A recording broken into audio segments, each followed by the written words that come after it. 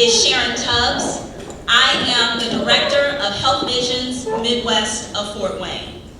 And it is my humble delight to MC for you our first ReThinking Health event and fundraiser. Yeah, woo, okay. Now we got some energy in the I know it's early, but I don't want anybody to fall asleep. Well, you won't. And in fact, you will not regret your decision to come here today. If you love this community, if you love the people in this community, you will know that your time here today is well worth it. I just want to tell you a little bit about Health Visions. Health Visions Midwest is a nonprofit organization that serves the underserved through health education, food vouchers, all types of things that we do, health fairs and screenings. You'll see a little bit more about what we do in the brochures. We've got plenty of information there on your table. We are advocates. We advocate for people who do not have a voice. We advocate for people who live in food deserts. We advocate for people who are food insecure. We are also collaborators. We collaborate with local organizations, government agencies, whoever will partner with us in this work. We've collaborated with many of you. And we also are people who know that health is not all about physical health. It's not all about the food that you eat. It's not all about the exercise that you get. Those are great, big parts of it. But we knew before the pandemic, but some of y'all didn't know until the pandemic, that health was about so much more. Health is about, unfortunately, where you live in this society. The zip code. Do you live in a community, in a neighborhood, where your children can go out and play? Are you making a wage that is affordable, that allows you to live in a safe home, to buy fresh fruits and vegetables? What about your mental state? Are you mentally sound? Do you have the capacity to deal with something like a pandemic where everyone is shut up in their homes for a year, 2 years, where you can't get a hug, where people are afraid if you cough? We decided it was time to rethink health. It's time to discuss and make strides for resolving issues surrounding these and other factors. Other factors that contribute to how healthy we really are, mentally, socially, economically, spiritually. So we've gathered here this morning, and I am so excited that we have a full house. Give yourselves a hand.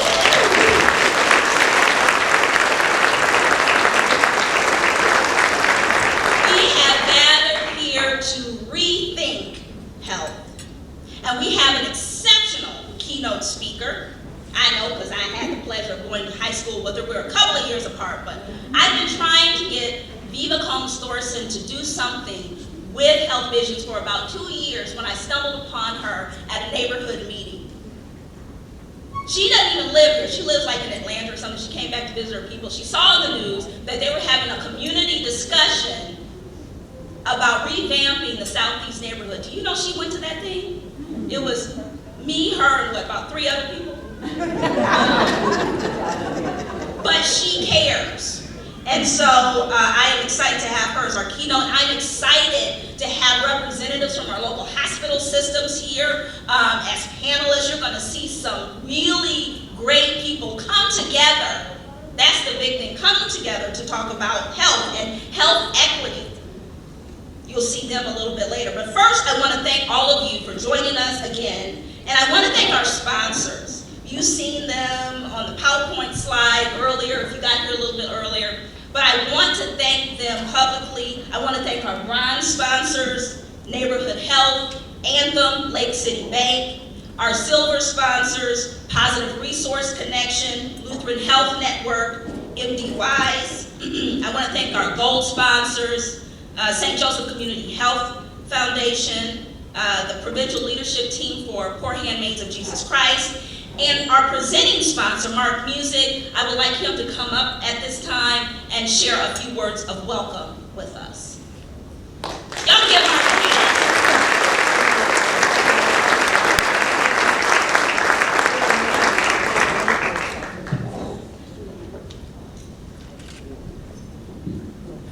Thank you, Sharon. It's a pleasure to be here. It's been fairly short, maybe a couple of years that I've known Sharon, and the first time that we got together was, for me, it's kind of humorous now. I think she wasn't really sure. She didn't know who I was, and she wasn't really sure why I was reaching out and wanted to have lunch and learn about what they're doing. I read about her in the newspaper a couple of times, and some of the great things she was doing. And I think she kind of left thinking I must have some sort of alternative agenda or whatever. And, but anyways, it's been terrific. I think we got behind an initiative that she was involved in at that time, and it was probably a smaller gift. And she wanted to know, okay, what are the parameters, or tell me what your expectations are. And what I learned pretty quickly is that I'm learning right now, and I think that's the best way I can approach most of these initiatives, or if I can get together with folks like Sharon and listen and ask questions, and just figure out how we can get behind folks like her. I mean, you see her and you see how contagious her passion is about helping folks that are at a disadvantaged start. They're in underserved communities, and to hear her actually inspire me to want to begin to read and learn about food deserts and those sorts of things was really helpful for me, and I appreciate her taking the time to enlighten me about some of the challenges that maybe I haven't done a very good job of paying attention to in the past. So the neatest thing about Sharon is what she described after, I think maybe it was our second meeting. We were downtown on the landing, and she was explaining the Health 360 program, and how nutrition is very, very important, but we feel like we want to kind of address all aspects of life. So mental health obviously is a critical issue everywhere, quite frankly, but it's particularly challenging in our underserved communities. And then the financial side of it, which is something that Ruoff, our team, pretty much decided a few years ago that we needed to get our own program, and that was that area where we had some expertise, and we could begin to try to partner with some of those organizations in the community to try to drive home ownership rate, get folks to understand the importance of home ownership as it relates to generational wealth, as it relates to quality of life for families, etc. But as I'm asking Sharon what things can I do to support her, she quickly pivoted and said, you gotta go see Raina Bradley, you gotta go meet Javier Mondragon, who's here today, and there's other stories, and there's multiple fronts that we're fighting this battle on. You need to visit some of the other folks. I was already familiar with Joe Jordan, spent some time with Tara Brantley, and I know she's really involved with Boys and Girls Club. But it's just been a wonderful journey, and anytime she reaches out, it's very, very difficult for us to say no and not get behind something like this. So I'm amazed though. So I knew this was the first event, and usually you kind of get started on a gathering of this sort, and then to make it at 8 a.m. on top of it and get a room like this is really incredible. And we're just honored to be here. And thank you for coming out and supporting this wonderful organization. And Sharon is all about kind of a strategy or part of our culture at Ruoff that we're always trying to instill, where we always challenge our folks to do more with less. And Sharon's organization, Health Vision Midwest, is the tip of the spear and epitomizes how you can make an impact with really not a lot of resources. So I commend her leadership. Thank you.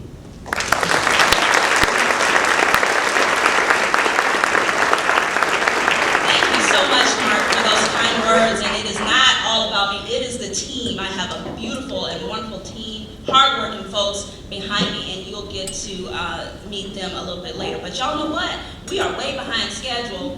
I apologize for the name tag snafu, but in order to make up time, we're going to not have y'all eat this morning.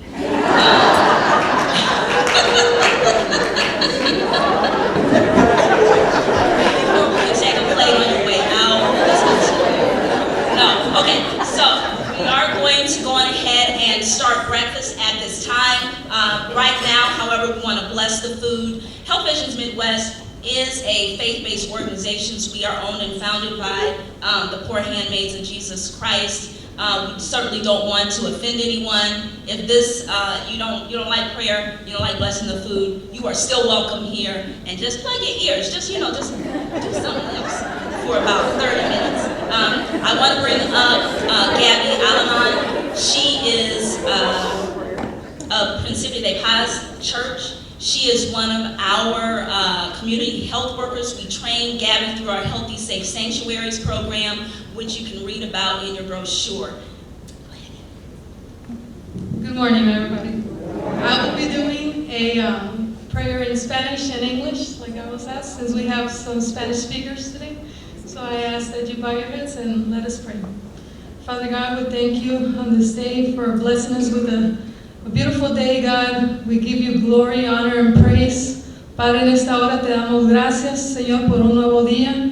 Te pedimos que tú nos bendigas, Señor, que tú seas en medio de nosotros. Father God, we ask that you be in the midst of us, and I ask that you bless each and every person in this place. Te pedimos que bendigas a cada persona, Señor, en este lugar, que tú bendigas sus planes, que tú bendigas y que cumpla su propósito en cada uno de ellos, Señor. God, we ask that you bless each and every person and their plans, God, and may you fulfill your purpose in their lives. Right now, at this moment, we want to bless the food that we are about to eat. Te pedimos que bendigas estos alimentos que estamos a punto de consumir, Señor. Te pedimos que los bendigas, que sean provechosos para nuestros cuerpos. We ask that you let it be nourishing to our bodies, God. All we ask in Jesus' mighty name.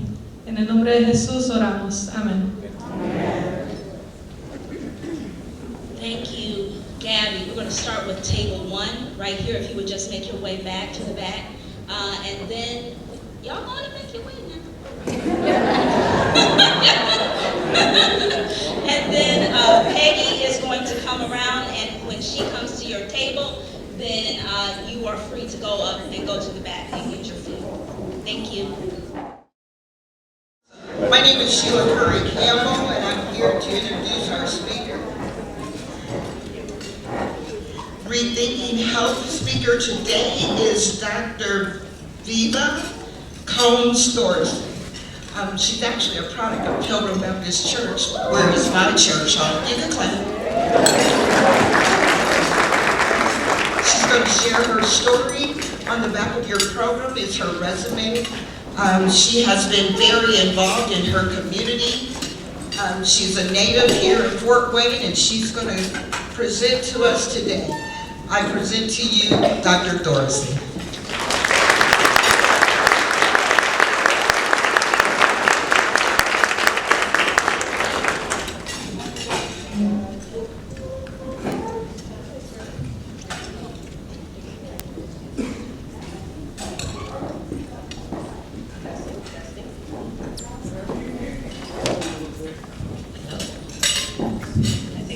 use this one.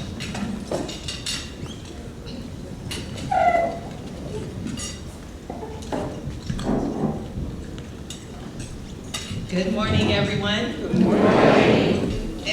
My heart is so full right now. I'm just really full to be back home and to share with you guys a lived experience. And I don't take it lightly that Sharon asked me to speak at your inaugural ReThinking of Health. And so, in the interest of time, I'm going to go ahead and get started. I have a lot to share with you guys. I feel I'm among family where I can be transparent and vulnerable if you would allow me to do that. Is that okay?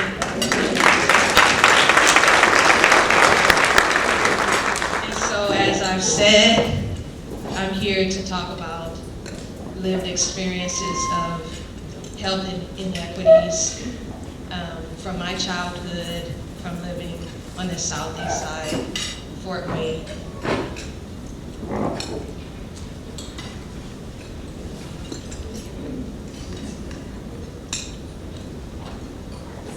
Okay.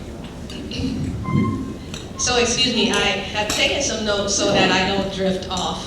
And again, we are behind, so I'm going to have to speed through a lot of material. And hopefully if you have some questions or you want to talk, I'm available to share. And again, I feel at home, and I'm just going to be 100 with you guys, if you allow me to do that.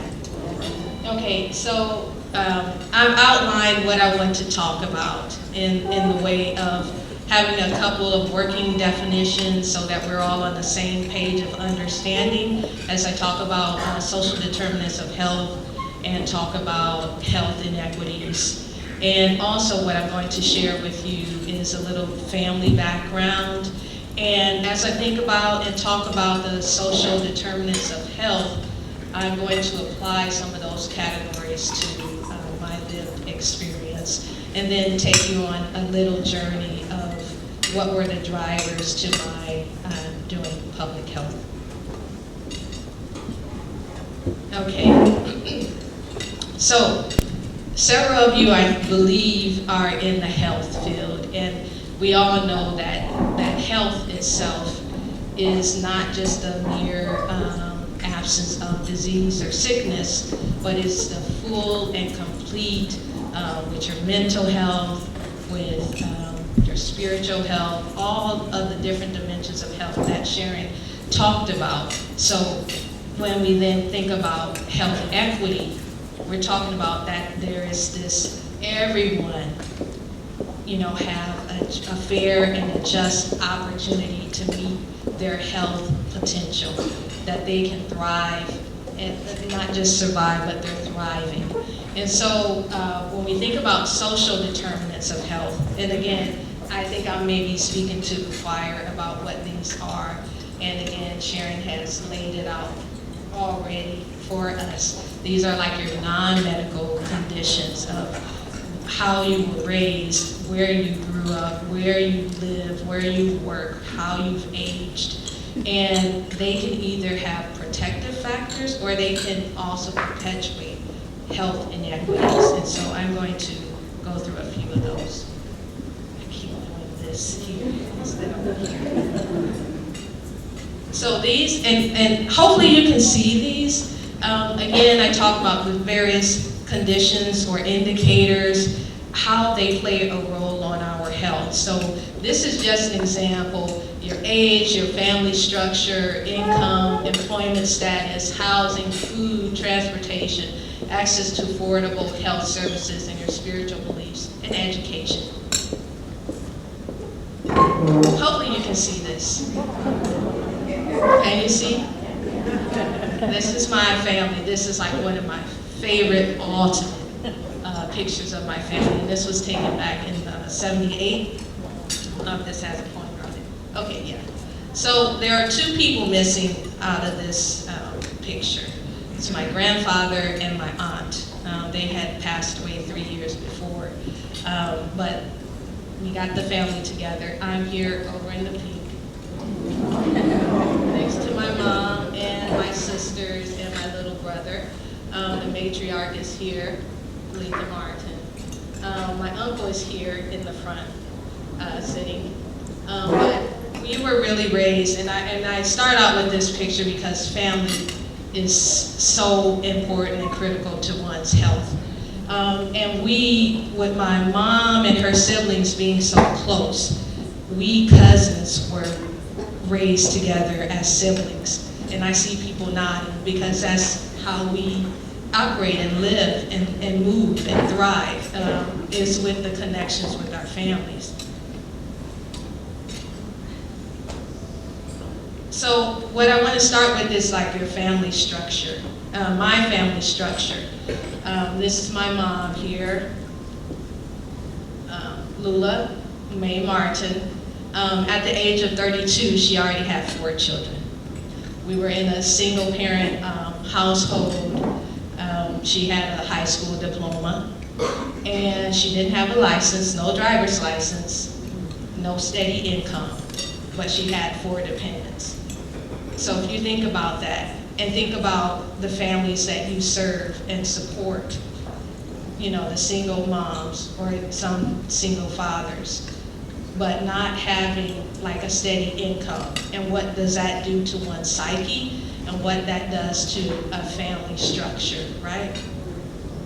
So as I'm going through these, I want you to critically reflect on your own families, or critically reflect on the people you serve, and to really think about them and see them not just as the behaviors that you're trying to change, but look at them really holistically, and look at the struggles and the challenges that they may be facing, and to think about what type of interventions that are specifically tailored to the issues that they are experiencing, right?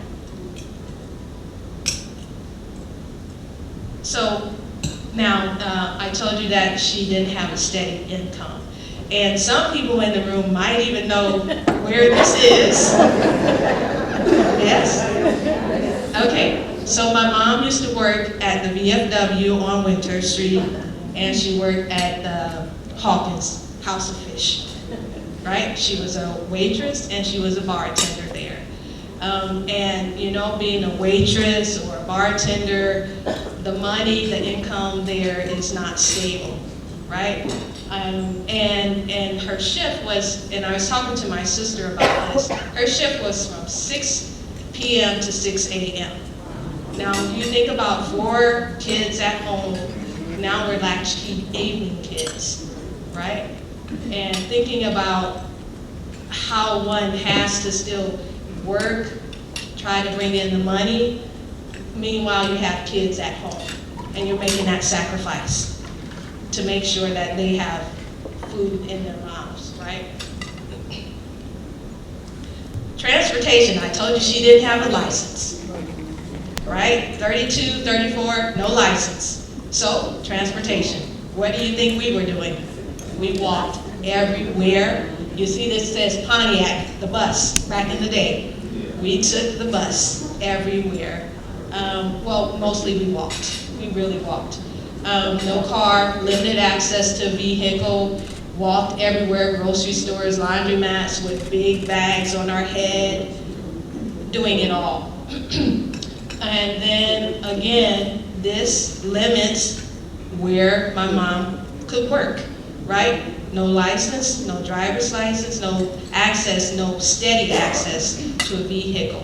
And so again, now I'm going to talk about, you know, there's this intersectionality that happens.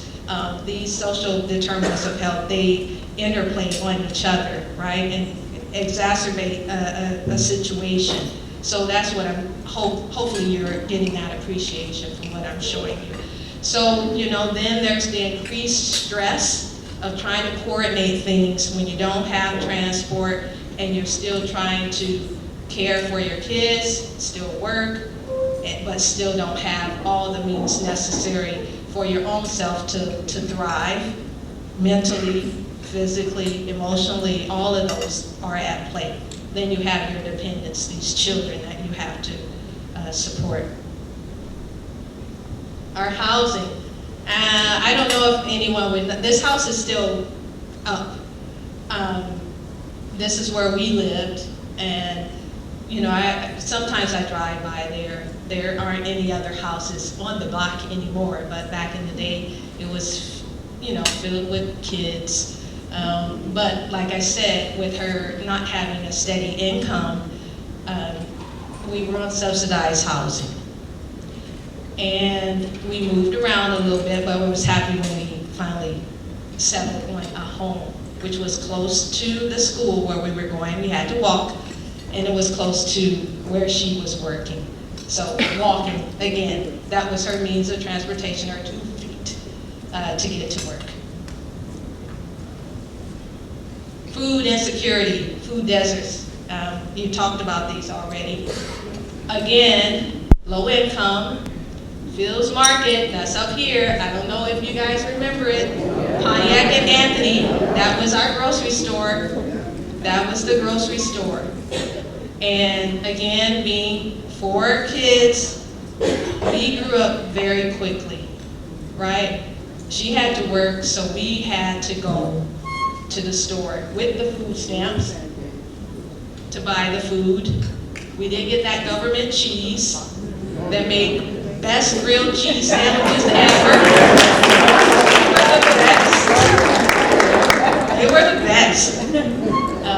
But again, with her working at the Hawkins House of Fish, we ate there for dinner as well. And you know, it's fried. I don't remember ever having any vegetables.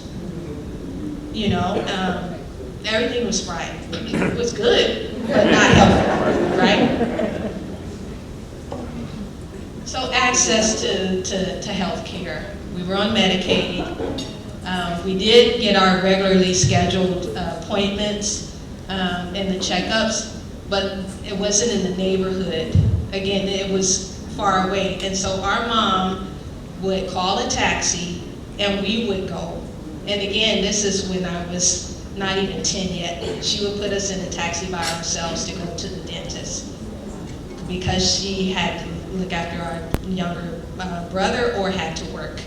So we did a lot ourselves, and to be honest, I feel like poverty really robbed us of some of our childhood. We had to, like I said, we would go to the store by ourselves, we would go to the laundromat by ourselves, we would have to walk with all of this by ourselves, and think about the vulnerabilities of a child. And I have 2 children myself, and they barely know how to put the washer on when we have a washer and dryer in the house. But imagine having to go out several blocks to the laundromat and wash all of these clothes. We put it on our heads and walk back home. And it reminds me of the work I do in Africa, where they have to go get water from boreholes, the kids going to and fro. So the situation in Africa really resonates with me, and it's a full circle moment that I've been having as I do my work there. Gun violence, or violence in general, that too undermines health. We know that, and we know in our communities there's a lot of violence. And unfortunately, the gun violence did take my mom at a very young age. And it happened at her job. And again, when we talk about working conditions, the associated working conditions where one works has an impact on one's health, right? So at 10, I was 10 when my mom was shot and killed at her job at the VFW. And I put this picture here. This was in the newspaper because at the time, they didn't have the system where when you call, they can see where you are.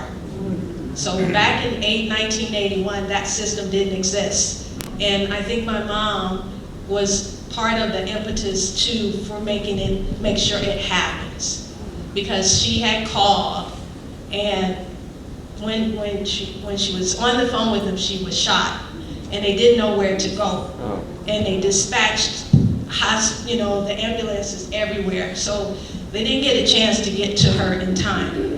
And they say that perhaps this system would not have saved her, but it's like we need systems in place to help. But we also, when we think about working conditions and work-life balance, she didn't have that. And I reflect a lot on her because she was 34 when she was shot, and there were 4 of us now. So again, there we are. That's us. It's at our grandmother's house. And now the status of orphanhood. I never thought about orphanhood. It was like a full circle moment with the work I'm doing in Africa, where I was the Orphans and Vulnerable Children's Unit Lead, and how orphanhood really impacts the survival of, when a parent dies in Africa, it really is awful. The statistics are very high of that child not surviving, or they're put with relatives, but then the relatives don't treat them as an integral part, so they're isolated or stigmatized, and especially depending on how the parent dies. And the work I do is in HIV. So if your parent or both your parents have died of HIV, then perhaps you're stigmatized, isolated, things like that.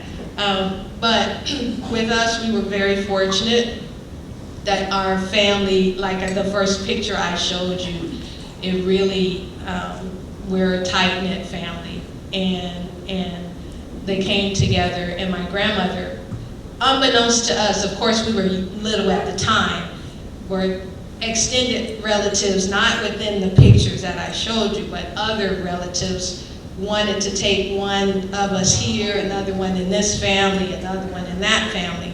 And my grandmother said they will stay together even if it means splitting a slice of bread 4 ways. And she did that. She really did that.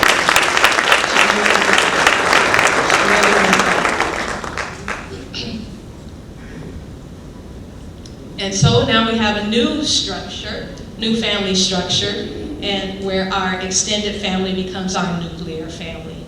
And this is my grandmother, and I miss her so much. So at the time, when my mom passed away, she was 63, my grandmother. And again, this is like a full circle in Africa. It's, AIDS had just wiped out a generation where then the grandparents were taken care of. And then COVID has come, and we're taking away grandparents, and so orphanhood really increased and is still increasing. But my grandmother, she was 63 at the time, she was widowed, and like I told you, where there were 2 people missing from our picture, my aunt had a son, and so my grandmother was already raising him, and so now it's all of us in there. She had a 3rd grade education. And she had a 3rd grade education because she was pulled out of school to pick cotton. And that's a reality. And so then you're thinking about, now you're bringing in 4 more kids, and I was in the 5th grade, and my grandmother has a 3rd grade education, and you think about, okay, well, who's going to help teach or tutor or, help with those things? Her source of income, she was already receiving a disability check. And again, since my mom didn't have a steady income, mostly tips, so not taxable, so the system did not want to really give her money to support us. And also because she had a house that she owned, they did not want to give her money, thinking that the house could feed us. The house could clothe us. So they gave her a little money, but my uncles and my aunt stepped in and helped to help absorb that shock of having 4 kids in the house. And this is the new housing. This is Madison Street. I love Madison Street. I'm sorry, I loved it so much I wanted to name my first daughter Madison. But my husband wouldn't let me. But I really wanted to. So again, she's widowed, she's a female, it's a female single-headed household, but it's a duplex owned by my grandmother, my grandparents, and again, just the neighborhood, family-oriented, safe, and the families knew each other. Unfortunately, now you go down Madison Street and it's a different ballgame. Just last summer I was home and one of the neighbors ran out of the house shooting somebody. And we still live there, and I still go there. And that's where we will go. But it's like, how do we revitalize a community and still have a sense of community there? And I'm here to be a part of the solution. I don't have the answers, but together we all can do something, right?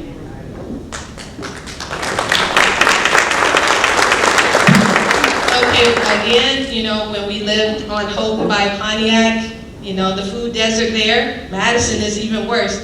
Now this is a study that was put out in 2019, and the red part is Madison Street. This is a food desert. This was in 1981, it was a food desert. This now, you know, it's still a food desert. Why? What can we do instead of popping up liquor stores to pop up a grocery store? And I hope there are people here in the room that can help, you know, change this trajectory of people living in the area. And I'm so, you know, thankful for the work that you guys do with trying to address those issues, right? So my grandmother did have a garden that was awesome. And there was a local grocery store where we would frequent called Kaplan's. I don't know if anybody knows about Kaplan's. With Virgil, it was a son and mom, and my cousin used to work there too. So again, with my grandmother having a disability check, not having a lot of money, she would run a tab at Kaplan's to pay for some of our food. And we, you know, we're getting older, and so we would help out. We didn't want to be a burden. We know our grandmother took us in, we loved her. So when we would work, I worked at Arby's, that was my first job. My sister worked at Wendy's, both my sisters, so we would bring food home. And again, that is fast food. It's not really a healthy, balanced meal, but that's what we did.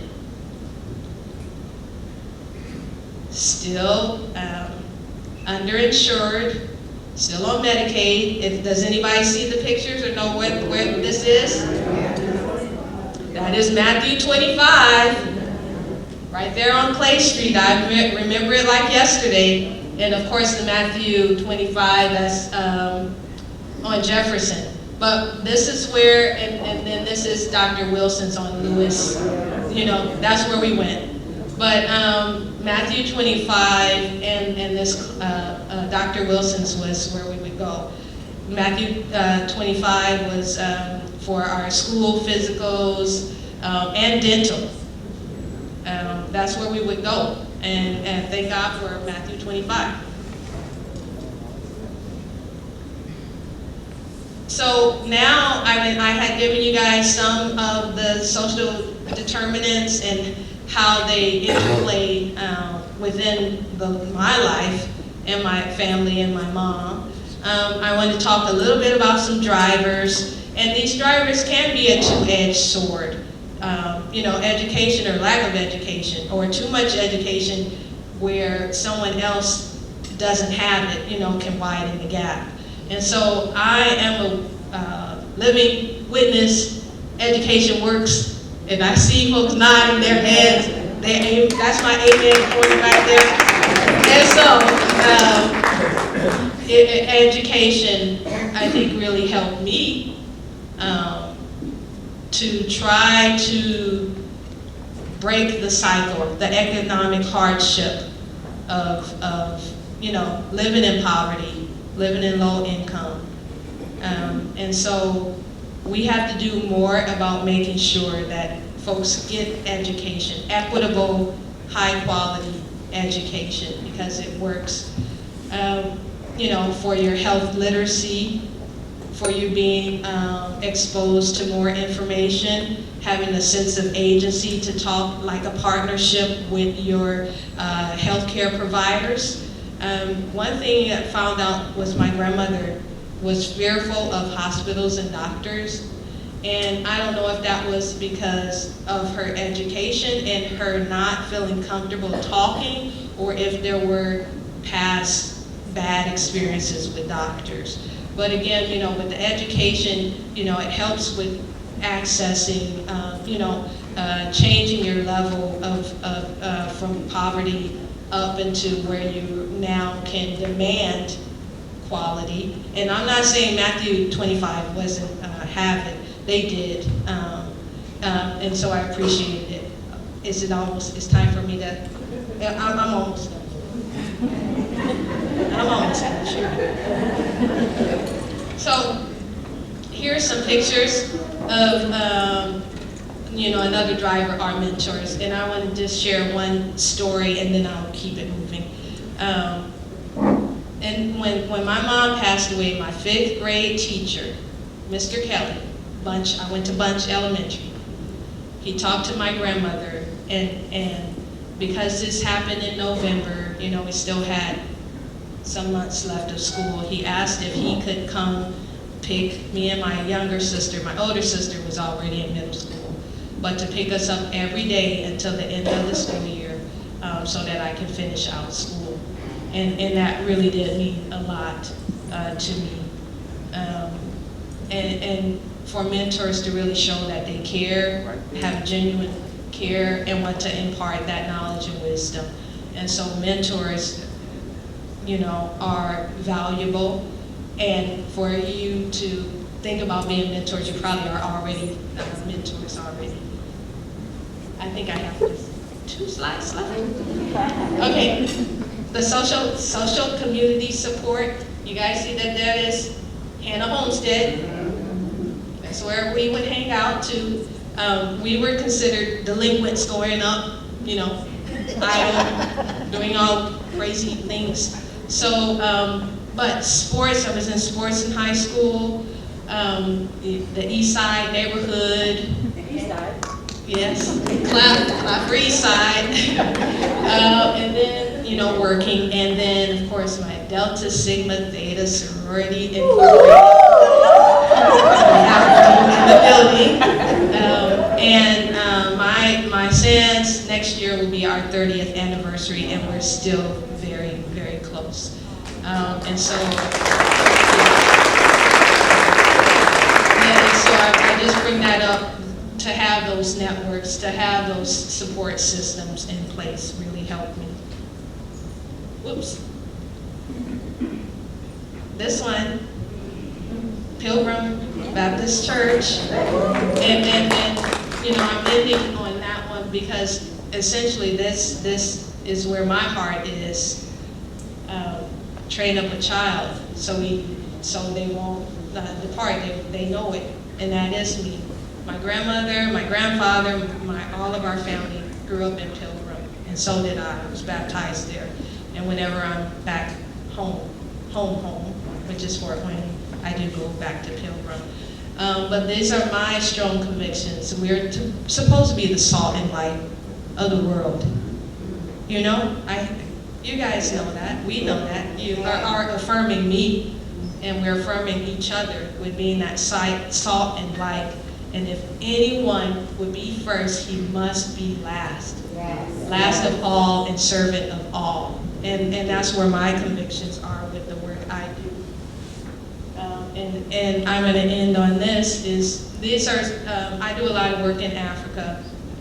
I was just in Tanzania last week. I was there for 2 weeks doing the work that we do with our girls program. And again, I'm having all kinds of full circle moments, just being in the homeland where humanity originated. And just being there, but still seeing the struggles and still wanting to be contributing and helping with equitable access to services is what we promote when we're working with girls, when we're working with the orphans and vulnerable children. And I go there as a diplomat to represent the U.S. government, but also knowing that I'm there to learn and to stay humble and to understand what's happening. And for each of us to do that when we are supporting or serving our partners and clients here, that look at them as a partner and not a recipient, that they do have knowledge and skills. They may need to be capacitated a little bit, or to improve their health literacy, or to help with income generating activities. But we all have gifts and talents which our Father has given us, and some need help with untapping that, or we need to take down those structures that get in the way of folks having or attaining the highest level of help that they can. And I think that's my last one. So on this one, I say, if you want to go fast, go alone. But if you want to go far, go together. And that's what we're all here to do as we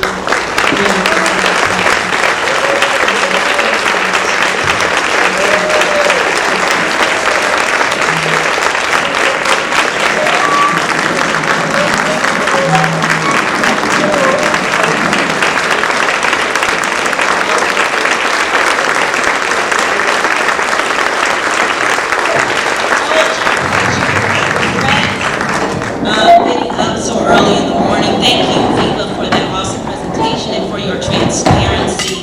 And I think she showed how health is life. And when we talk about people with health disparities, we're talking about people who are living life the best way that they can. And so thank you, Viva, for that. Viva's going to come back up in just a minute.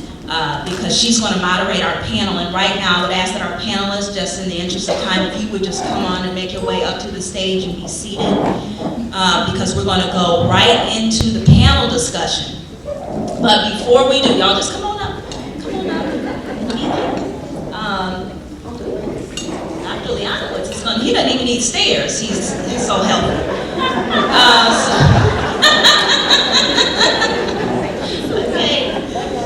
So before we get into the panel discussion, which Viva's going to moderate, we want to introduce a very special award. This is the Dignity Award, so I would ask Paula Wills, our Executive Director of the 3 locations for Health Visions Midwest, and Dr. Marcia King, who is our board chair, to make their way up as well. On the back of your itinerary, if you haven't flipped that over yet, is information about Viva and as well about our panelists. So that is there for you. But we are wanting to give away the Dignity Award. This is an award that we created at Health Visions. This is an award that recognizes people in our community who, by their humble service, give others dignity. And through that service, find dignity themselves.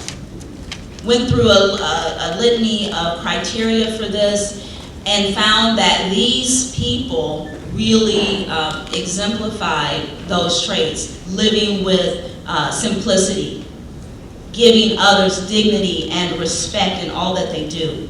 They don't know that they're going to get these awards today.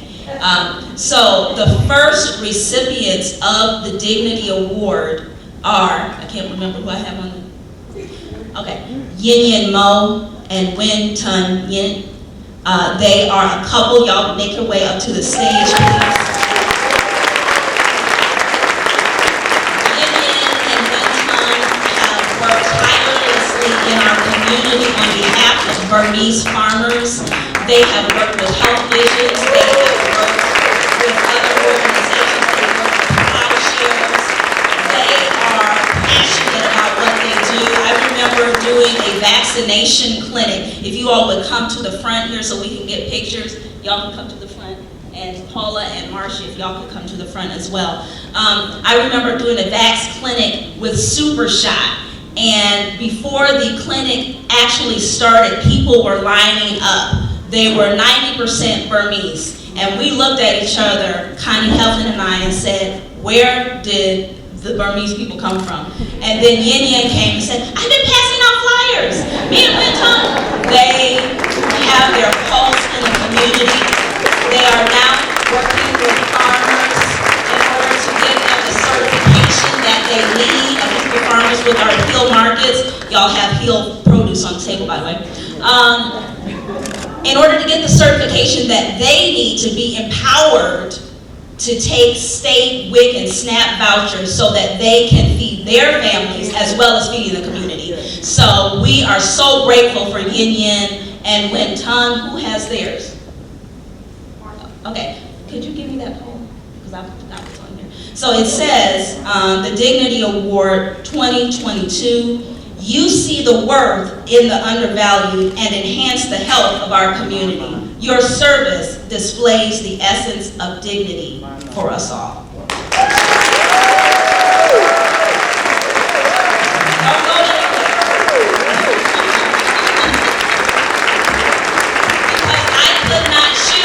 I'm very indecisive. My team will tell you that. It was supposed to be one award, but I couldn't choose. And so the second award this year, the Dignity Award, Giving Dignity to Others, goes to the Zeta Eta chapter of Chi Eta Phi Sorority Incorporated.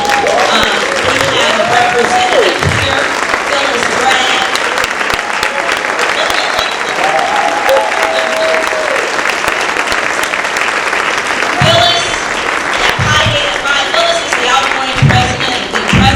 Sorority, Jonathan Leakey could not be here today, but we are so thankful. Come on, get on up in here now.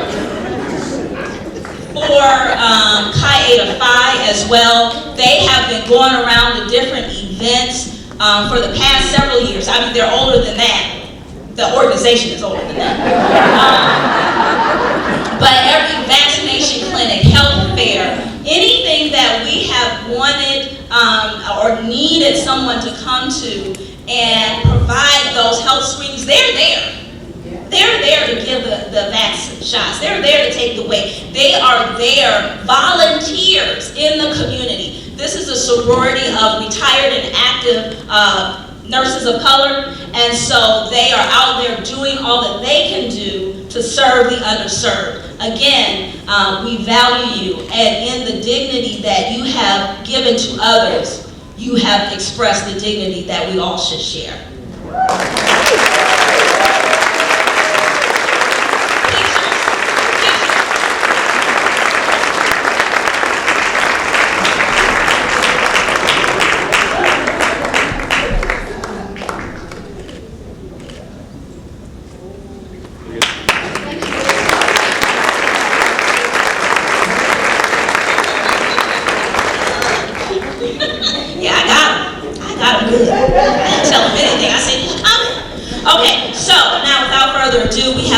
Discussion that we want to get to. We have some wonderful questions. Viva is going to moderate this discussion. If you have a question for our panelists, they will be introduced briefly in just a second. Again, you have their names and their positions on the back of your itinerary. But if you have a question, please take the pad that is on your place setting and the pen. Write your question down, and our Health Visions team will grab your question and give it to the panel or give it to Viva, and we'll make sure that your question gets answered. So, got some powerhouses here today. I don't know if this has ever happened. 3 hospital systems together here in Fort Wayne.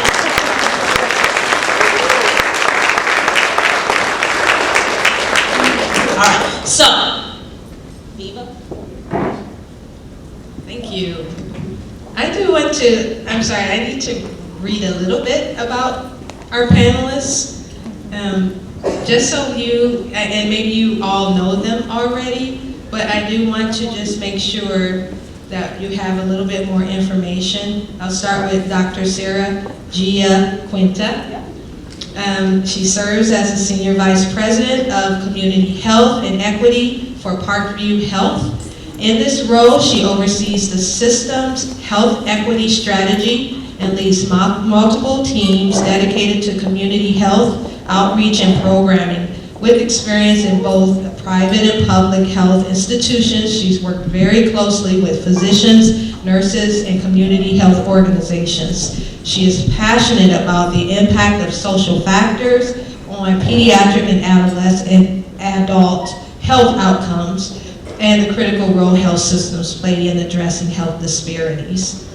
She has her medical degree from Indiana University School of Medicine and a Master's of Public Health degree from the Richard M. Fairbanks School of Public Health in Indianapolis. Can you give her an applause,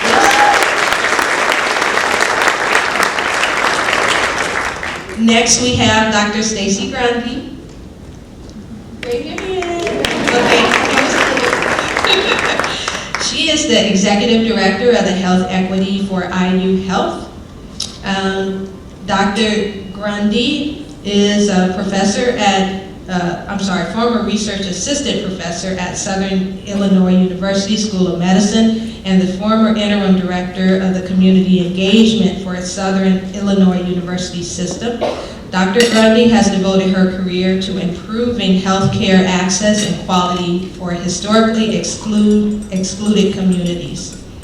In the initial days of the COVID pandemic, Dr. Grundy developed and directed Southern Illinois University School of Medicine Pandemic Health Worker Program. It's a remote patient monitoring program. This program removed barriers to health and community services for underserved Illinois residents.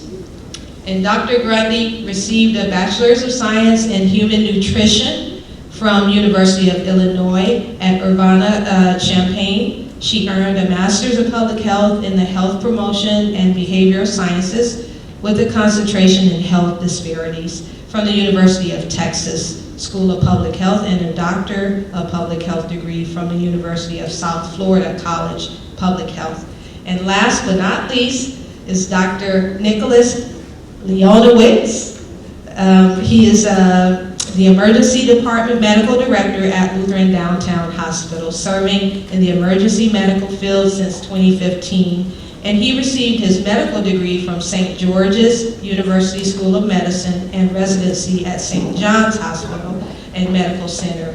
Dr. Leonowitz is certified with the American Board of Emergency Medicine, and he sits on several boards.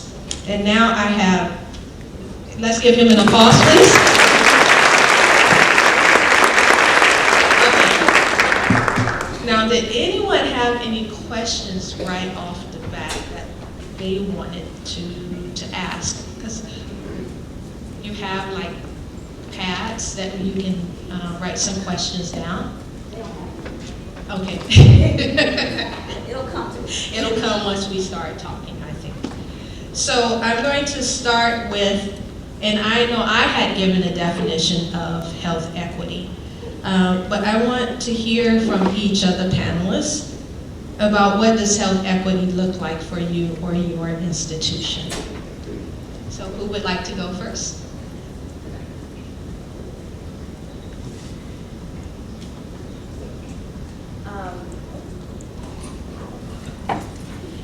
So my definition is probably very similar to yours, and I'm guessing probably very similar to yours, so it was good to go first. I think health equity in Fort Wayne in particular is everybody, regardless of where you're born, what your race is, what your gender is, what your gender identity is, what your age is, has the equal opportunity to thrive and be healthy.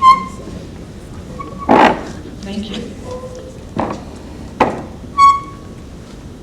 Can you all hear me? So just to piggyback off of that, I think also with health equity is making sure, like my panelists fellow panelists there said, is making sure everyone has access to health care. But it also acknowledges that there are systematic and structural inequalities that are woven into our systems. And so because of where you live, because of your race, because of your education level, you might need more resources than other groups because you are, I don't want to say at a disadvantage, because I feel like people aren't born disadvantaged. I feel like the systems put people at disadvantage. And so just acknowledging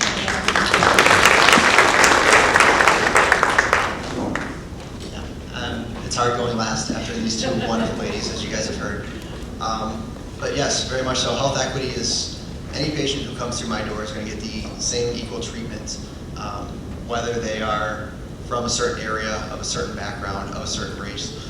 And that's, to me, what health equity is. Lutheran, as a system, we actually implement that into our mission statement. I'm actually going to read it. It says, we are dedicated to providing compassionate, quality care with the best possible experience in every patient, every time, and to making a positive impact on our community. And that's really what we strive for, as you spoke to, not only from a personal level as a physician, taking care of a patient, but as a system, you have to implement that into your system and how you can make that impact on every single patient, every single time. Thank you. We do have a couple of questions, and as they're responding, hopefully that will trigger or prompt you with some questions where you want them to elaborate on things. So I'm going to read the first question now. How can the hospitals work together and with community partners to address health equity? What are you currently doing to address social determinants of health? I can start with that at IU Health. So I am 4 months in, so I am new. But our department, the Office of Health Equity, Research and Engagement, is a year old. And so our VP of Health Equity, Dr. Bronson Tucker Evans, has really laid down a great foundation. We tend to think of health equity as the intersection of diversity, equity, inclusion, quality, as well as community health. And so starting this work, I think that my colleagues can attest to is that where do we start? Like, we see the outcomes of health, of inequities, right? We see the numbers. That is the result. And so how do we, within our health systems, measure that inequity and also find solutions for it? And so really we've had to build an infrastructure, and what we've realized is that not just health systems, but insurance companies as well do not do a good job of capturing data as far as race, ethnicity, language data. And so that really has been our foundation. And so recently at IU Health, we launched our Why We Ask. And so it is a process improvement initiative where we're retraining our registrars on capturing that data. We're creating, based on that data, we can see where the gaps are so that we can create what we call place-based interventions. And so we actually collaborated with Eskenazi and Community Health Network. The three systems came together, which is, we're usually seen as competitors, but we like to think of them as partners in this health equity work, and where we're all launching this initiative where we can see who our patients are, see where the gaps are, so that we can create initiatives that really speak to the needs of our patient population. Thank you. I'm going to go on because we're now getting a lot of questions here, right? This is awesome. Thank you for your participation. Okay, how do we create equality of access when people fall into the financial holes of making too much for assistance, but not enough to make the payments? I'll take that one. Okay, great. First of all, it's a great question. I'm presented with that every day. Patients are coming in and they're worried not only about their own health, but how their financial health is going to be affected by this. And this is a very difficult topic. One of the things that we've done to implement that is we use what's called eligibility screening services. So that anybody who comes through the door, we actually assess to see what their level of insurance is that they have, to get an estimate for what their copay may be. And then for those that are uninsured or underinsured, we work towards actually helping to enroll them that time. And it's not just capturing them while they're here in the hospital with us, but we actually invite them to come back the next day if there's something that's not fulfilled. So that's a service that we are currently utilizing at our facility. And we have some fantastic individuals who work there. And some of the best feedback I get from my hospital comes directly from our eligibility support services. So that is one way that we can do that, and really trying to fine tune without having to make somebody pay a large amount of premium for coverage, but at the same time, making sure that they are adequately covered should they have any type of catastrophic or life-threatening emergency that presents them to their health.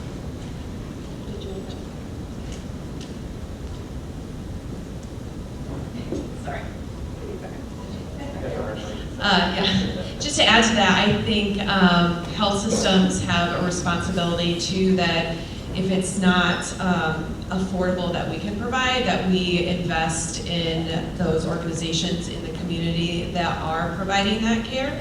In Fort Wayne, we are blessed to have Matthew 25, we're blessed to have Neighborhood Health Clinic, Alliance Health, and I think we need to partner with those organizations and really make sure that there's a continuum of care, of access for all levels of income and all levels of insurance status. I think we also, as health systems, have a responsibility to advocate at the legislative level to make sure that we have Medicaid expansion, that we are able to advocate to have health insurance for everyone, because it is a right to have health insurance. And as a health system, we are responsible to make that happen for those in our communities. Thank you. Okay. Can I go a little, and just to piggyback, Okay, so go ahead. I know it was Mr. Music. So just like partnering, I think you're seeing now with more health systems partnering with those untraditional partners, right? Because housing is healthcare, you know, all of these different things. And so now you're seeing, I think definitely it's necessary that we partner and we're at the table when we're talking about housing, when we're talking about transportation, because 20% of what a person's health is within our four walls, but it's the 80%, and that's very important, right? We want to give quality care, but 80% of what drives health outcomes are outside of our doors. And so we have to go and partner. That's why partnering with the community-based organizations and these different industries is so important, so that we can, you know, affect change. Thank you. In regards to food deserts, what is your solution to drive more access to quality food in urban areas, especially in the southeast side of Fort Wayne? Relationships with businesses, local leaders, elected officials. So what is your solution? I can jump in on that. I'm looking at my team right here. This is how they spend their life. This is how they spend their day. We are fortunate to have been able to fund a lot of different programs that promote healthy food access, especially around produce. So the Heal Market that Sharon talked about, we partner with St. Joe Community Health Foundation on putting up farmers markets and food deserts. We also built a greenhouse and learning kitchen near the Ray Delia campus, and we use that as a point of access for healthy, inexpensive foods for folks in that area, because that is on the edge of many food deserts and areas of high poverty. Our team has also written grants and gotten about $1 million in funding to fund vegetable prescription vouchers. And so we are able to serve families in that way, that you can get a voucher, you can go to the grocery store, go to a farmer's market, and that will pay for your produce, so it's at no cost to you. So I think that that's a great starting point, the work that the team, that St. Joe, that Health Visions is doing for the community. Thank you. What can we do about the mistrust of healthcare and healthcare providers in our community? Yeah, it starts with each and every patient interaction. We not only try and, at Lutheran Downtown Hospital, we've moved from the old St. Joe's Hospital, which probably so many in this room were actually born in that hospital. It had a huge impact on our community, and we saw the decline of that hospital as we now try to raise it up into a new Lutheran Downtown Hospital. And so each and every patient interaction has to start from the front door all the way until the patient is either admitted or discharged, or whichever way. And so we really try to build our standards around patient accessibility and building that trust from the get-go. We do a team triage approach, so that you're not playing the telephone game of hey, you went in, you saw the nurse first, and then you saw the triage nurse, and then you saw the physician's assistant, and then you saw the physician. We at Downtown Hospital, we are trying to actually implement a team triage approach where we all come to you at one time. We all try and establish that same level of rapport. We work as a team members. This is Nicole who's going to be working with you. I'm Dr. Leonowitz. I'll be taking care of you today. I'm going to ask you some screening questions, and we'll go through there. And then really just re-implementing that with each and every patient interaction that we have. And partnering, as we spoke about partnering with our communities. I work on the EMS Foundation as well. And one of the big struggles that we've had, as most of you know, is accessibility for patients to get to the hospitals. And so we are trying to then go into the community. We're building a new freestanding emergency department with a new primary healthcare clinic into the community.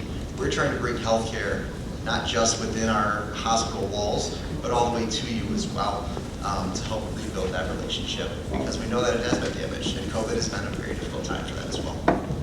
Thank you. Okay, 46806 has a high infant mortality rate and a low non-existent OBGYN offices in that zip code. How can we get OBGYNs to open offices in that zip code?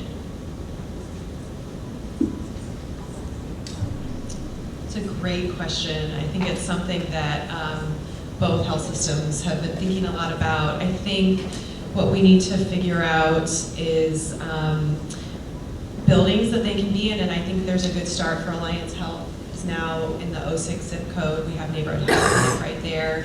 And so a place where they can go, figuring out funding and that reimbursement model. And I know there's been a lot of work, so the FQHC model is ideal for getting that good reimbursement from all different kinds of insurance. And so I think there's actually been a really nice foundation set in the 06 zip code, and I think continuing to advocate for the need for OBGYN and just primary care access in general, so that women can be taken care of during their pregnancy as well as in between their pregnancy, and we can just have healthy women post-conception and postpartum as well. Thank you. When you identify social determinants of health within the community, what would you recommend one does to address the issue if the person doesn't realize their need?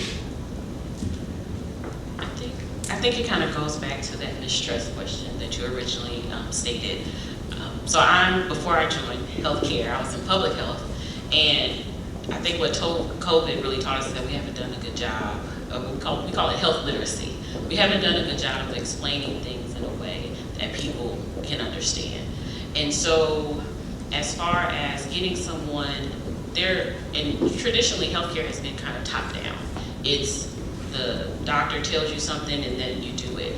But we're realizing that that is not the best approach. We need to be more collaborative. We need to assess what are the gaps.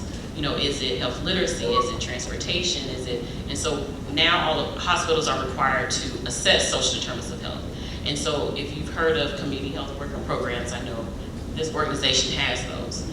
Having a workforce that is from that community, that can explain things and that can kind of give direction, because navigating the healthcare system can be very difficult. You think about medication, like your medication might say, take 2 times daily. Someone might think, do I take it 2 pills at one time? Does that mean 12 hours apart? And so things like that, that even individuals with, high, degrees might get confused on. And so just realizing that there are a lot of barriers for individuals depending on where they grew up and education level, or just how, people just might not know. And that's okay, but being able to hire or to create that workforce that speaks that language and has that connection to the community is, I think, are really great programs that can be implemented. And a lot of community-based organizations have been doing this work for eons, right? And so just partnering with the people who know how to do that work and have that connection to the community. Thank you. Okay, this is going to piggyback on what you just said about the pandemic. The 2020-2022 pandemic made it obvious that there was an interconnected relationship between housing and healthcare.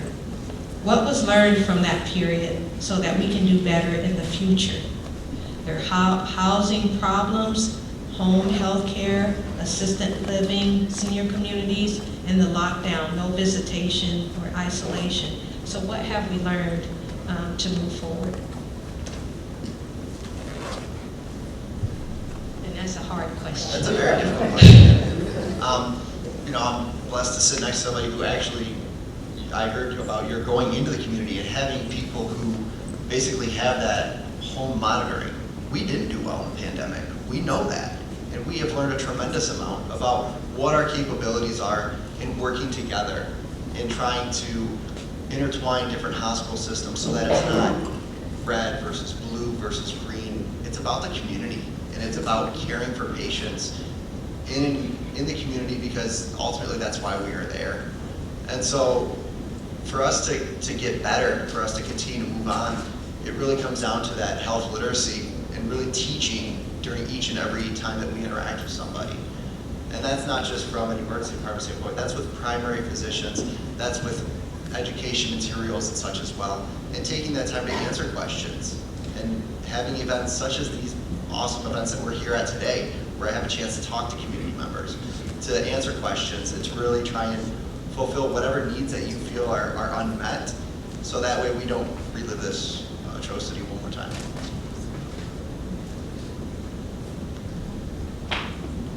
Thank you. Now, I was talking with the organizer there, and you guys are looking at your watches.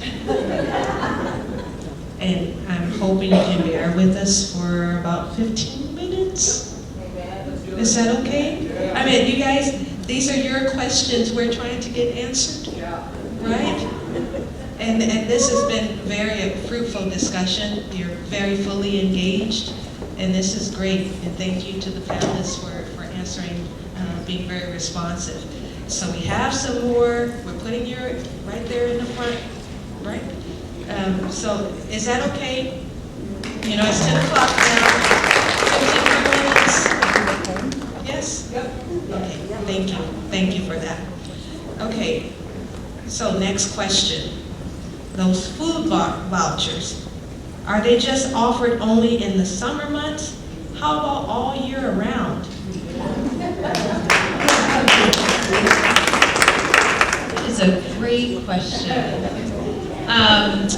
Right now, the program is more dependent on the farm markets that go through October, November. We did have some vouchers for the Fort Wayne Farmers Market that run year round, is that right? Yeah. So the market season is limited here in Fort Wayne, so we are trying to go as long as the market, Yes, so the next phase of this, thank you, Michelle, she's our market expert. So the next phase of this is that we're contracting with an organization that you actually get, it looks like a debit card or a credit card in the mail, and that will have your $50 on it. You go into a grocery store, you swipe it, and technology is so amazing, you guys. It takes off just the price of the produce that you got, and then you can use whatever means you have to fund the rest of that. But it is our goal to have this be accessible year-round and in grocery stores, especially in markets or grocery stores that are serving Southeast Fort Wayne, because we know that's where the biggest food desert is in the community. Thank you. What are some of the most acute issues you are seeing? And that's for all three of you. You mean just in terms of health equity? Or I think it's in just general. Just in general. You know, when you're Yeah. providing your services. The world's short-staffed, right? There are barriers to everything that we do, and it comes down to not only the personnel to carry that out, but also some of that backing and support in which to do so. And that's the biggest challenge facing healthcare right now, is that we as a hospital system and as a healthcare system lost over 1 million nurses from COVID. And that's not from those who died from COVID. That's from those who are actually leaving the profession altogether. And so the world is short-staffed right now. We know that the nation is short-staffed right now. And so we're trying to work through those challenges and seeing how we can become more efficient and how we can better care for patients. And if that means that I have to go out to the waiting room and see people in the waiting room because I have 30 patients taking up 30 beds of my 45-bed ED, then that's what we have to do. If that means that we have to double on rooms or we have to hire in travelers to come in from outside facilities, then that's what we have to do. But it's difficult. That is the biggest challenge for us, is having personnel and staffing. And I think that's universal, ubiquitous throughout healthcare now. And that's a challenge that we face every single day. And then challenging also not to burn out those nurses that we have here and those ancillary staff members that we have here, because they are pushed to that limit. And that doesn't just go in healthcare. I know everyone else's job has the same struggles as well. I mean, the pharmacies are closing at 2 o'clock in the afternoon because they don't have an afternoon shift person. So this is global, this is throughout, and there are multiple challenges. And I definitely agree. In our health equity office, our priorities, we're focusing on hypertension, behavioral health, and maternal and infant health.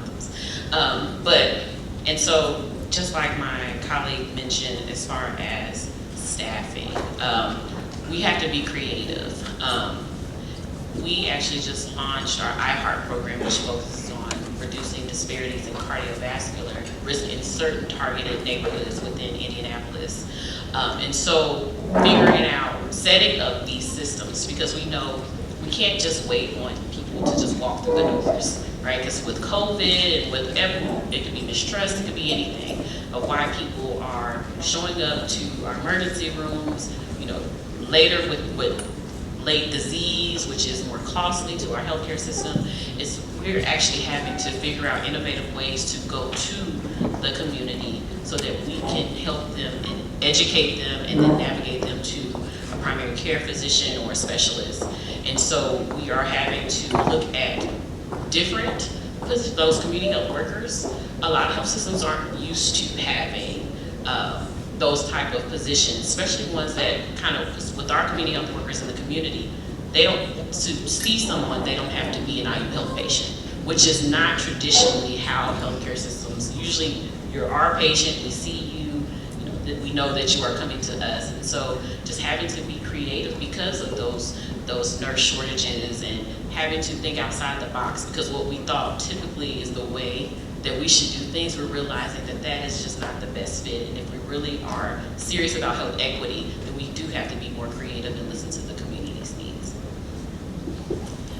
Yeah, those are great answers. I guess just to add to it, I always put this in my box of things that keep me up at night. And so I think one thing that has continued to keep me up at night is we knew that inequities existed pre-COVID. And I think what we have seen is an ever-widening gap in those inequities post-COVID. And that is really scary. I think it's scary when we think about in Fort Wayne, that impact on our minority community, that impact on our low-income community, especially in Southeast Fort Wayne. And I think that it's going to be a lot of work, and like Stacy said, it's a lot of out-of-the-box thinking, and that takes resources and time. And so figuring out how we can deliver healthcare in a different way, because if we don't address that gap, it's only going to get bigger, and that stresses me out. And then my second cute is, I think we probably all know this, is mental health. I am so worried about mental health right now for community members, for healthcare workers, for people working in social service industries right now. There's a lot of fatigue, and I think this all kind of goes together. Thank you. Okay, we have under 5 minutes, and there are 2 burning questions that I have to ask. Okay, the first one, I'm going to ask both the questions and you guys can answer, because again, we have to stop, unfortunately.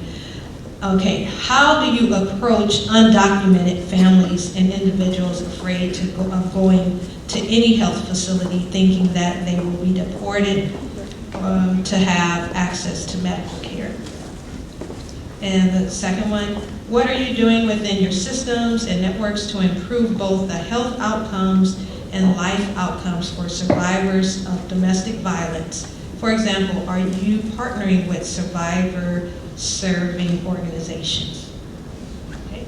Domestic violence, I got intimate partner violence, and then undocumented families, individuals. And the clock starts now. Okay, I'll address the undocumented individuals. I think the key to reaching that community and serving them in the way that they deserve to be served and have equal access to healthcare is to work with community partners that are trusted. If you have somebody on your team, or you can work with a not-for-profit like Omani, or, I mean, there's so many wonderful services in our community, working through them, have them be that trusted partner, have them be the face, and then you can come in behind and build that relationship. But me coming up, they don't know me, they don't know me from anybody else, and so I think really building on those community relationships, and then being the support behind the scenes and trying to provide the services once that relationship is already built. I will go next. At IU Health, so we also definitely believe in partnership. I think when you're dealing with communities that have a reason not to trust, these huge systems, partnership is so important. Partnering with organizations that people trust, and also showing that relationship, fostering that relationship to show that you are a trustworthy partner. As well, as far as the domestic violence victims, when individuals come through IU Health and they are, we call it a prepare screening or screener, where we do screen people for social determinants of health. Whether do they feel safe? Do they have transportation needs? And if an individual marks yes or says yes on that, then we have an actual integrative social work hub that is there to refer patients to those services that they need, whether it's transportation, whether it's for shelters or things of that sort.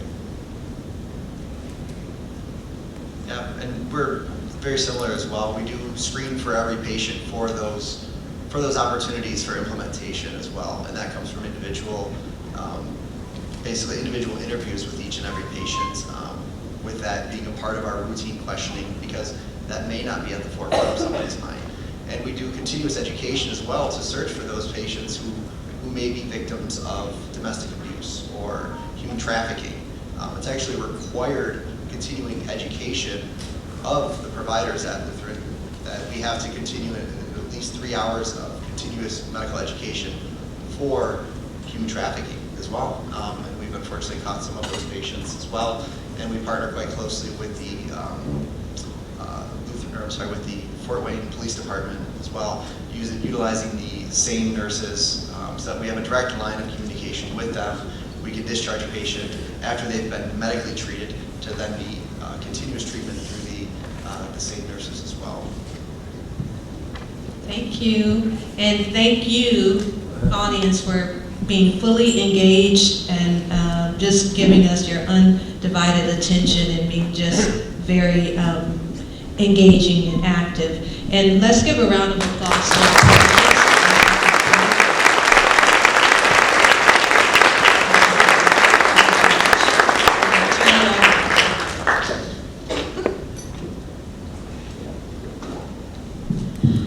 Hi there, my name is Connie Heflin and I am the Executive Director of SuperShot, but more importantly, I am a member of Health Vision's Midwest Advisory Council. And I would just like to thank the panelists. Thank you for all the hard work that you're doing to help inequities in our community.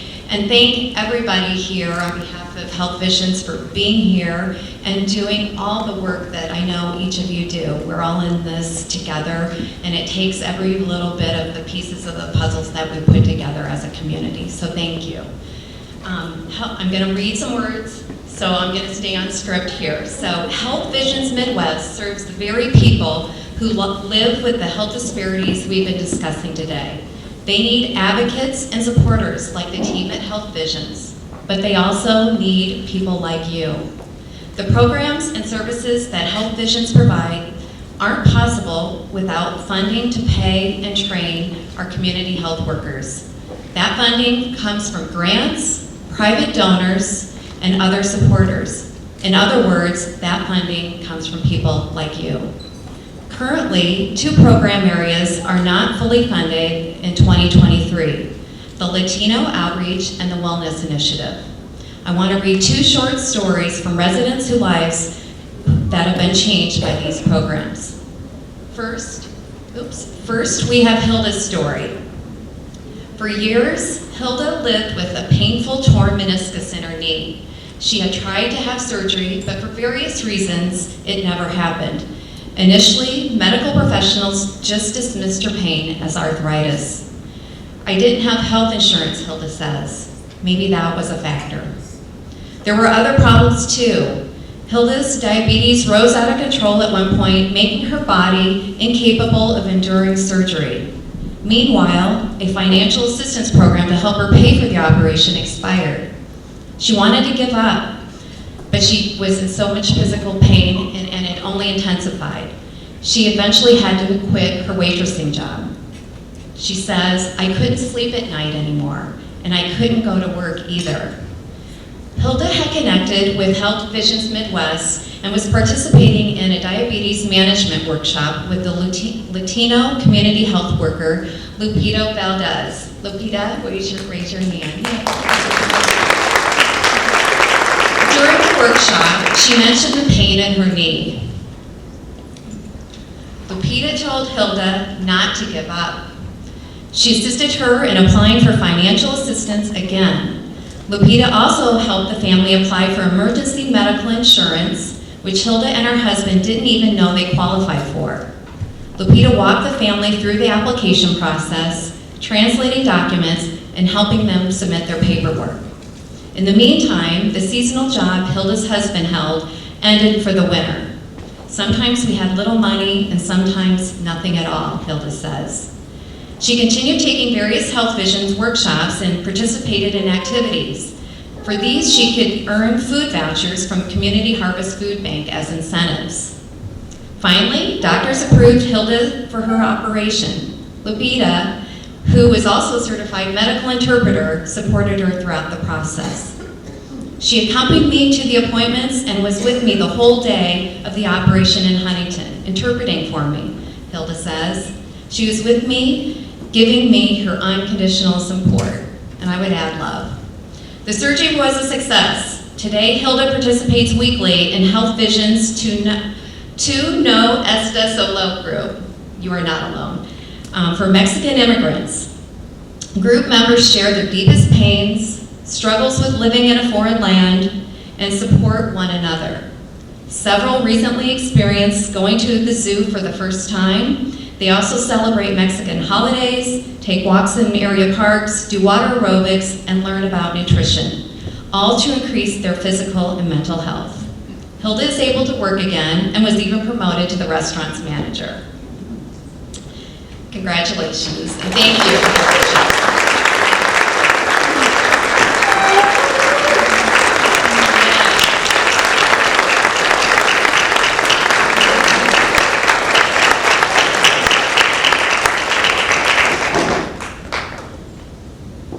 We have Janaesia's story. And Janaesia, I think, is here too.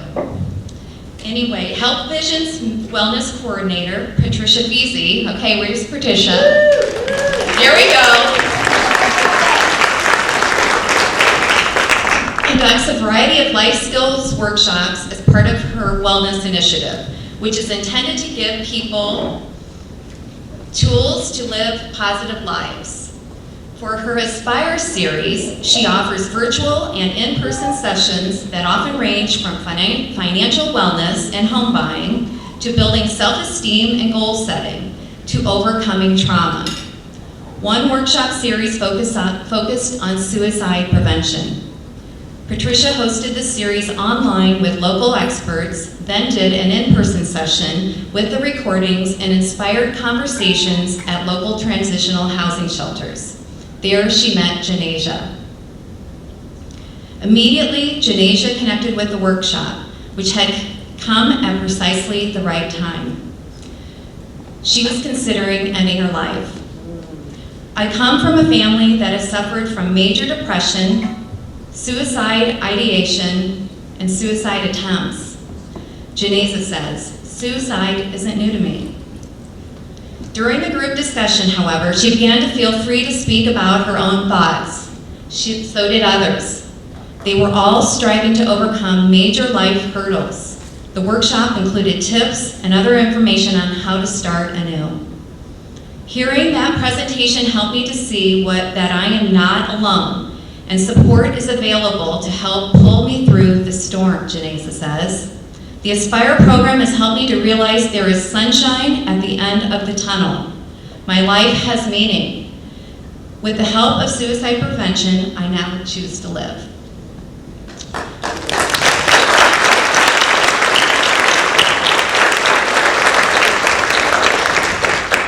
You can help others just like Janesa to help choose to live. You can help someone like Hilda gain the practical support she needs to take advantage of local resources and to get better, so she can strive and contribute to our community. You are able to donate to Health Visions if you feel compelled, and we ask that you give in support of this mission. No amount is too small or too big. Sharon did put that in her notes. I added that. All right, so there are 3 ways to give. Fill out the donation envelope on your table, or scan the QR code that's on the table tent, or you can go to Health Visions Midwest, their website, and you can hit the donate tab there and make sure to designate your gift to Health Visions Fort Wayne location. Thank you so much.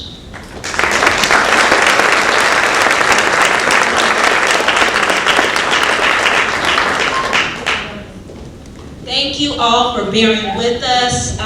We are leaving. I just want to say about three more sentences. First of all, before I forget, those big pumpkins on the table, I don't know if you've read your table tent. Please take them. I know, don't fight over them now.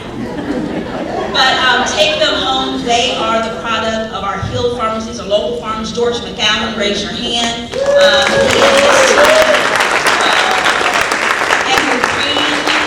The green summer pumpkins were from our Burmese farmers. Please take those as well. You can experiment. Yin Yin and Win Tun can tell you what to do with those, how to cook them, and make them real tasty. Thank you so much for coming. We don't want this to be the last discussion about health equity. We are right now planning a series of talks and discussions and gatherings again for 2023. So this is not the end. This has just been the beginning. We understand that this discussion needs to continue. Thank you so much. I had a question for y'all that I want y'all to simmer on. How can hospital systems collaborate, work as a team to improve health equity in our community? Anyone want to touch on that just real quick? Oh, zero. Okay, she can't get her mic. Go ahead. I don't know. No.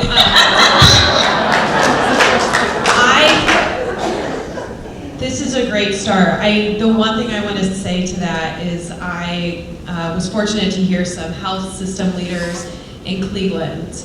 Again, a very competitive market. They're all 3 competitors. And what they said was, we do not compete over health equity.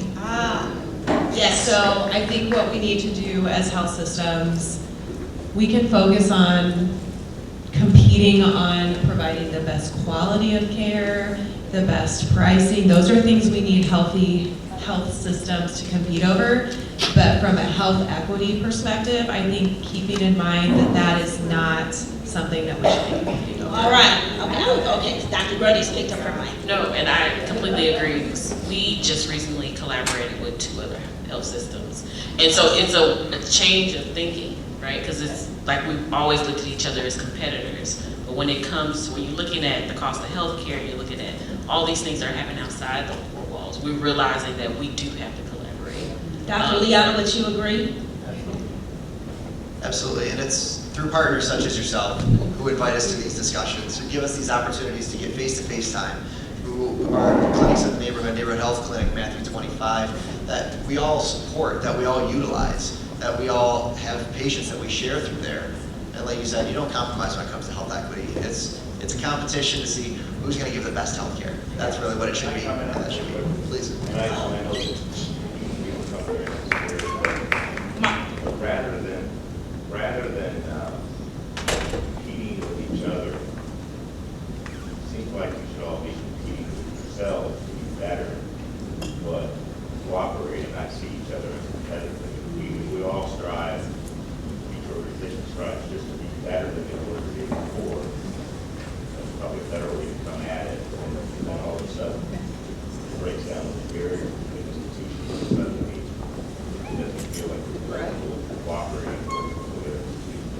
Mark, so Mr. Music was saying that should we be competing as hospital systems against each other at all, but rather competing against ourselves to provide better health care than we did the day before. That's what the essence. Okay, thank you so much. We got to have another one of these, y'all, where people can interact and talk and do all of this stuff. So thank you so much to everyone who participated. If you have your email address, you will receive a survey in your email. Please fill that out. It's asking for your opinions about things that we should do in 2023. Also, out on the sign-up table, we have an A-check sign-up, Allen County Health Equity Coalition. If you want to be a part of that, we do these kinds of things every month. So if you want to be a part of that, sign up. Health Visions oversees the A-check Coalition. Thank you again to all of our sponsors. Thank you to all who are able to donate. Thank you for those who are not able to donate, but your presence is here. We appreciate you. I would like all of our Health Visions team members to stand up real quick. All of our volunteers to stand up really quick. Members of our advisory council to stand up. Our board of directors, executive directors to stand up. Please let's give everyone a hand and thank them for this team. You've done such a great job, and we appreciate you. If you did fill out the envelope for donation, the donation box is outside on the table, so you can donate that on your way out. Thank you so much. We are humbled by your presence. Have a wonderful day. Yay.